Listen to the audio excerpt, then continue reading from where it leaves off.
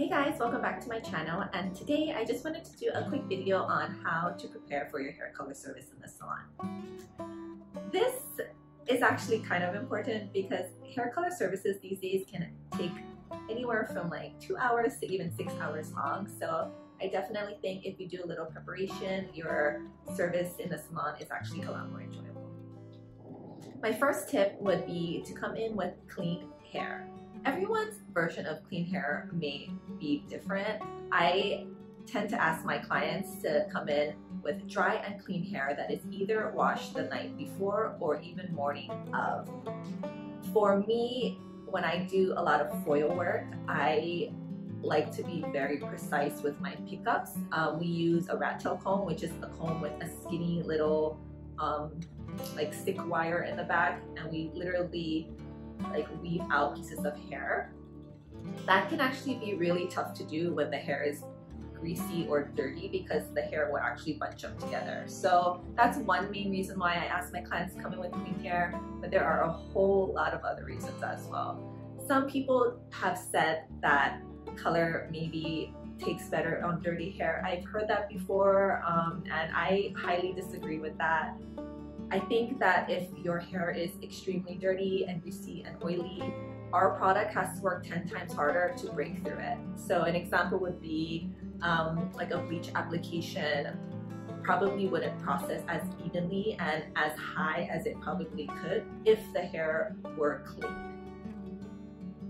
Another thing that happens with dirty hair is when our clients come in with gray hair and they want full coverage, sometimes that oil and dirt is actually a barrier for our color to break through, which results in like a translucent color effect, as in the color doesn't penetrate all the way and the gray is not 100% covered. So those are a couple reasons why I highly recommend coming into the salon with clean hair. If you are a client that can go 2 days without washing their hair or 3 days and it just literally doesn't get oily, then you're absolutely fine, and that should be totally acceptable. It's only when you're starting to feel like things are bunching up and it's greasy and it's super shiny, then I highly recommend washing your hair before your appointment. Here is an extra pro tip. If you have the time, I would probably do it myself as a client. Let's just say you have been using not so great hair products and it has created a little bit of buildup, like you can kind of feel some stickiness in the back and it just doesn't feel that great. It would probably be a good idea to use a clarifying shampoo at home a couple of times before you get to the salon. That will really help your appointment go faster and for your color to be as even and well balanced as possible. So highly recommend using a clarifying shampoo if you have buildup in your hair. And then on the flip side, if you actually have very dry, damaged hair and you've been through all types of colors, your hair is probably very porous, so it would not be a bad idea to use a hair mask as well before your appointment. I do think that first impressions are very important. So I get it if you have like this big knot in the back of your hair that you absolutely can't get out on your own. That's what we're here for, and we can easily do that for you. But sometimes I will say when people come in and their hair is just like a rat's nest and it's like stuck in a rubber band, and it's just not like a great way to start off your appointment, in my opinion. So I just feel like, why not? Like if you can, come in with brushed hair at least, you know, and you don't need to come in with curled hair or whatever because we're probably gonna wash it or get it like colored anyway. But just come in with your hair brushed. That's like a good way to start the appointment, good way to meet your stylist. So I highly recommend that one. And another thing with first impressions is most likely when you sit down, you're gonna have a consultation with your stylist talking about what you want your color to look like and all the stuff that you don't want either, I'm sure. So definitely come in prepared. I would suggest bringing in a couple photos.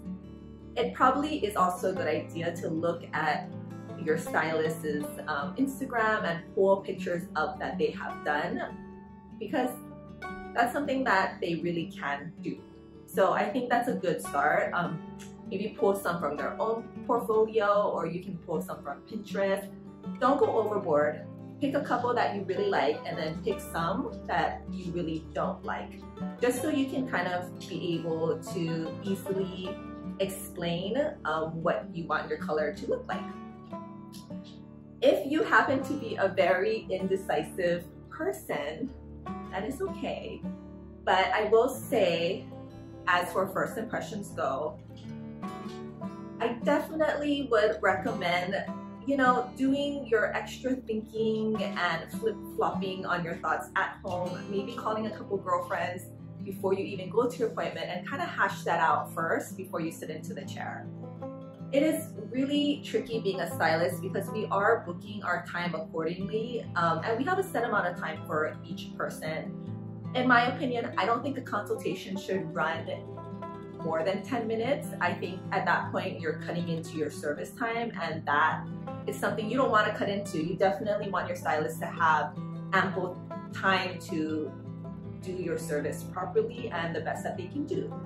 If my 10-minute consultation turns into a 30-minute to 40-minute consultation because the client is being indecisive and can't decide,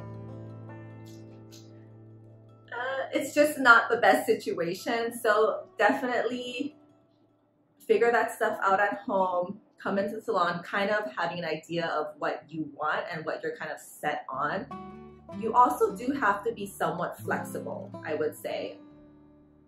An example would be, sometimes the color that you want isn't possible in one session, so it might take 2 to 3 sessions, and you kind of have to be open to that, because that's just the reality of things. Like, as much as we want to give you exactly what you want, sometimes it's just not possible. So be open-minded.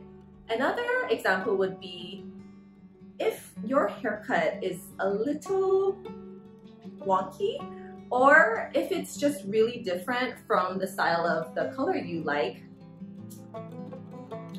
you might need a haircut. Or sometimes it's just so damaged that we're concerned that the ends are not even going to grab the color because it's so porous. That might be another reason why you should be open to possibly getting a haircut. The foundation of your haircut plays such a big role in color that I don't think enough people talk about it, but it really does. So I will tell you that the worst thing for me to do is work so hard on a color service on someone who has a very bad haircut, because at that point it almost makes no sense.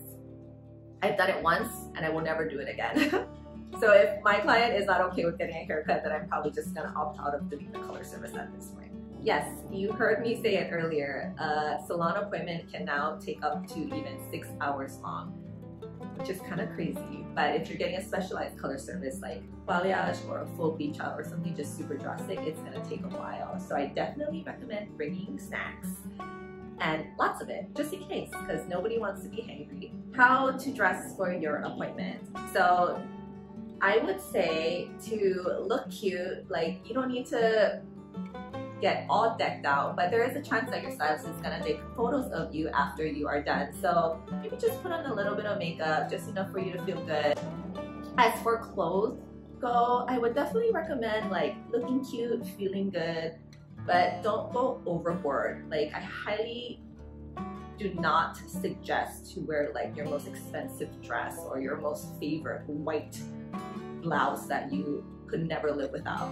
And the reason why is because the salon can get messy, and as much as like we put a gown on and then we put another protective layer over it, we really try to keep you guys clean, but color is messy and it can kind of go anywhere. It's really unpredictable. I've gotten color on people in areas on their shirt that I just have no idea how it would have happened, but it happens. And maybe wearing white might not be the best idea, or if you're open to changing back into your outfit later, that's a possibility as well. And lastly, but also most importantly, you should have an extra budget on the side after your hair service for take-home product.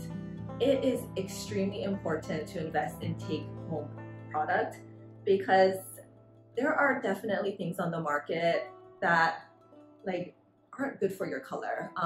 So I always tell my clients to not use tea tree shampoo, tea tree conditioner, anything with tea tree in it, because to me it strips out the color and it makes it dry. Anything Head and Shoulders, whatever is in there tends to strip out the color. I've just like know that if you're gonna invest in your hair for color, you might as well invest a little bit more to making sure you can maintain the health of your hair and sustain the color with take-home products. So make sure you have an extra side budget for that after your hair color service is done. But that's pretty much all I have to say, and I hope that this kind of gives you some insight on how to prepare for your color service, and I'm excited for you on your new hair journey. It's gonna be great, and I will see you guys for my next one. Take care, bye.